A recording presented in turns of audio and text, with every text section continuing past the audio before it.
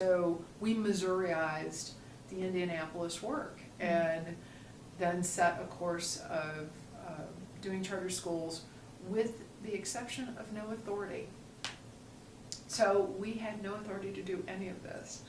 So we just did it, which is great. There's freedom in that, right? Like, who's going to stop you? Because you have no rules to stop you by. So we simply, we use the application process, the vetting process. We, at the beginning, pretty much, ran the prescription, whatever they were doing in Indianapolis short of authorizing.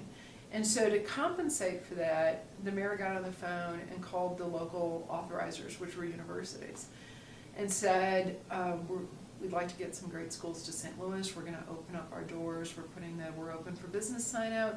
If I put my name on it, if it's good enough for me, if I believe this is a school that's high quality and meets the demand of a neighborhood, would you be willing to consider authorizing it? And they said yes.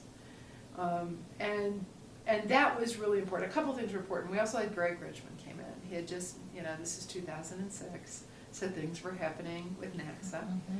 And Greg came through town and he met with us and he met with the mayor. And he probably, I don't know if he'll remember this, but probably the most important statement about this work and our success came from this statement that Greg made. And he said, it's not about competition with the school district. This is not charters are good and district schools are not. This is about we want quality public schools. This is not, charters are a part of this conversation. And there's deep work, important work in this side of the equation that does not diminish all the other wonderful work and great things happening in the district. And removing the competition with district out of our vocabulary, our orientation, was incredibly helpful. It didn't make it any easier necessarily to have these relationships with the district, but it was authentic for the mayor because he didn't want that. I mean, we just spent 5 years trying to make that school district better. We weren't giving up on it. It just wasn't its time yet, and other strategies were going to have to happen. But in the meantime, is there some way we can get good schools to kids?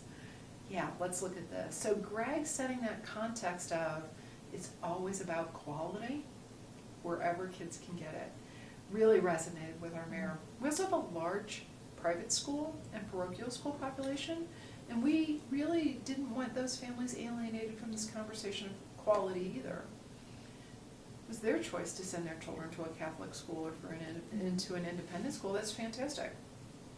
It should be quality as well. So that helped us set the stage for the work that we did in Missouri.